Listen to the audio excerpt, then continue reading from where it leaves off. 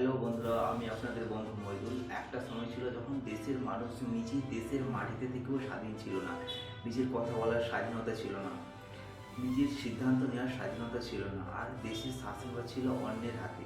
কিন্তু একটা প্রশ্ন হলো, কীভাবে সেই পরাধীন ভারত এতদিন স্বাধীন হয়ে উঠল? এই গল্প শুধু একজন মানুষের নয়, এটি কোটি কোটি মানুষের সংগ্রামের গল্প। ভারতে যখন ব্রিটিশদের ক্ষমতা ধীরে ধীরে বাড়তে থাকে, বাণিজ্যের অজুহাতে আসা ইস্ট ইন্ডিয়া কোম্পানি একসময় ভারতের বিশাল অংশে নিয়ন্ত্রণ করে নেয়। এরপর 1857 সালে বিস্ফোরিত হয় এক বড় বিদ্রোহ। সিপাহী থেকে সাধারণ মানুষ অনেকে ব্রিটিশ শাসনের বিরুদ্ধে অস্ত্র তুলে নেয়। ঝাঁসি রানী লক্ষ্মীবাঈ, মঙ্গল পাণ্ডে সহ অসংখ্য মানুষ এই সংগ্রামের প্রতীক হয়ে ওঠেন। বিদ্রোহ শেষ পর্যন্ত সফল হয় কিন্তু ওঠেনি। একটি বিশেষ স্পষ্ট হয়ে গিয়েছিল, ভারতীয়রা আর চিরদিন পরাধীন থাকতে রাজি নয়। এরপর স্বাধীনতার দাবি ধীরে ধীরে ছড়িয়ে পড়ে দেশের প্রতিটি প্রান্তে। 1885 সালে প্রতিষ্ঠিত হয় ভারতীয় জাতীয় কংগ্রেস। পরবর্তী সময়ে স্বাধীনতা আন্দোলন আরও সংগঠিত হতে থাকে। তারপর ইতিহাসের মঞ্চে আসেন এমন এক নেতা, যিনি অস্ত্রের বদলে হাতে তুলে নিয়েছিল সত্য ও অহিংসা শক্তি, মহাত্মা গান্ধী। তিনি সাধারণ মানুষকে নিয়ে ব্রিটিশ শাসনের বিরুদ্ধে শুরু করেন একের পর এক আন্দোলন। অসহযোগ আন্দোলন, লবণ সত্যাগ্রহ, আইন অমান্য আন্দোলন। দেশের মানুষ বুঝতে শুরু করলো যে স্বাধীনতা শুধু নেতাদের দাবি নয়, এটি প্রতিটি ভারতীয়র দাবি। কিন্তু স্বাধীনতার লড়াই শুধু অহিংস আন্দোলনের মধ্যে সীমাবদ্ধ ছিল না। অন্যদিকে নেতাজি সুভাষচন্দ্র বসু স্বাধীনতার জন্য গড়ে তুলছিলেন আজাদ হিন্দ ফৌজ।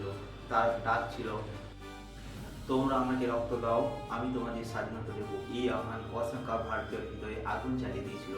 তারপর আসে 1942 সাল, দেশ জুড়ে শুরু হয় ভারত ছাড়ো আন্দোলন। বার্তা ছিল একটাই, ব্রিটিশ ভারত ছাড়ো।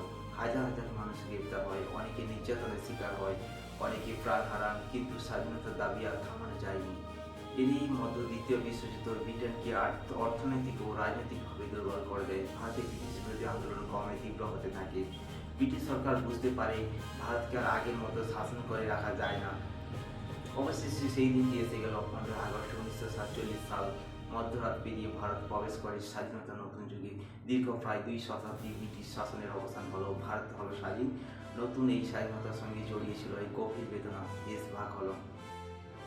ভারত ও পাকিস্তান নামে দুটি স্বাধীন রাষ্ট্রের জন্ম হলো। লক্ষ লক্ষ মানুষ ঘরবাড়ি হারিয়ে এক দেশ থেকে অন্য দেশে পাড়ি দিলেন।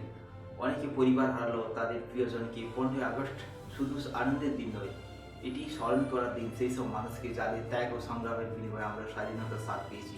আজ আমরা স্বাধীন, নিজের ভাষার কথা বলি, নিজের স্বপ্ন দেখি, নিজের ভবিষ্যৎ গড়ার অধিকার রাখি। কিন্তু স্বাধীনতা শুধু অধিকার নয়, এটি একটি দায়িত্ব। দেশকে ভালোবাসা মানে শুধু 15 আগস্ট পতাকা হাতে নেওয়া নয়। দেশকে ভালোবাসা মানে সৎ থাকা, অন্যকে সম্মান করা, নিজের দায়িত্ব পালন করা এবং দেশকে আরও ভালো করে তোলার চেষ্টা করা।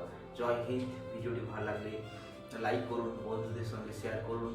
এমন আরও এই ধরনের ভিডিও পেতে চ্যানেলটিকে সাবস্ক্রাইব করুন।